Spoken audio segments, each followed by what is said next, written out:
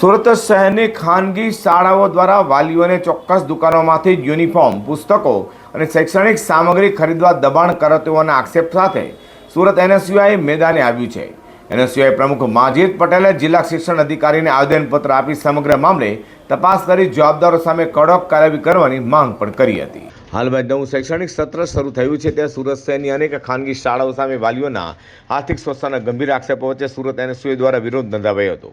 NSUI પ્રમુખ માજીદ પટેલે જિલ્લા શિક્ષણ અધિકારીને આવેદનપત્ર પાઠવી જણાવ્યું છે કે કેટલીક ખાનગી શાળાઓ વિદ્યાર્થીઓ અને વાલીઓને ચોક્કસ દુકાનોમાંથી યુનિફોર્મ, પુસ્તકો, નોટબુકો અને શૈક્ષણિક સામગ્રી ખરીદવા માટે દબાણ કરી રહી છે। એનએસયુઆઈ પ્રમુખ માજીદ પટેલના જણાવ્યા મુજબ શાળાઓ દ્વારા નક્કી કરેલી દુકાનોમાંથી ખરીદી કરવાની ફરજ પાડતા વાલીઓને બજાર ભાવ કરતાં વધુ રકમ ચૂકવવી પડી છે, જેના કારણે શિક્ષણના નામે ખુલ્લેઆમ આર્થિક શોષણ થઈ રહ્યું છે અને વેપલો પણ થઈ રહ્યો છે।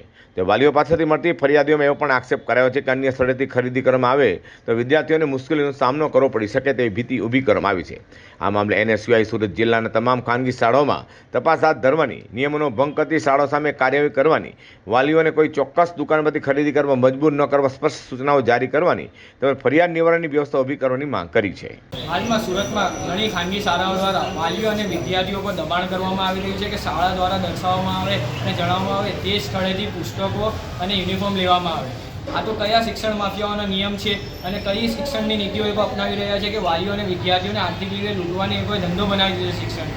એથી લઈને આજરોજ સુરત એનએસયુઆઈ દ્વારા ડીઓ કચેરી ખાતે આવીને રજૂઆત કરવામાં આવી હતી કે આવી શાળાઓ ઉપર કાર્યવાહી કરવામાં આવે જે વિદ્યાર્થીઓ અને વાલીઓ પર દબાણ કરીને ફરજિયાત એ લોકો દર્શાવે છે તે સ્થળેથી પુસ્તકો અને યુનિફોર્મ લેવા માટે દબાણ કરી રહ્યા છે। જો આવનાર દિવસોમાં આવી શાળાઓ વિરુદ્ધ કાર્યવાહી કરવામાં નહીં આવશે તો એનએસયુઆઈ દ્વારા એ શાળાઓ પર જઈને હલ્લાબોલ કરવામાં આવશે અને આનાથી ઉગ્ર આંદોલન કરવામાં આવશે। વધુમાં સુરત એનએસયુઆઈ પ્રમુખ માજીદ પટેલે ચેતવણી આપતા જણાવ્યું છે કે જો વાલીઓ પર થતું આર્થિક શોષણ તાત્કાલિક બંધ નહીં થાય અને જવાબદાર સામે કાર્યવાહી નહીં કરવામાં આવે તો આગામી દિવસોમાં એનએસયુઆઈ દ્વારા ઉગ્ર આંદોલન અને વિરોધ પ્રદર્શન કરાશે।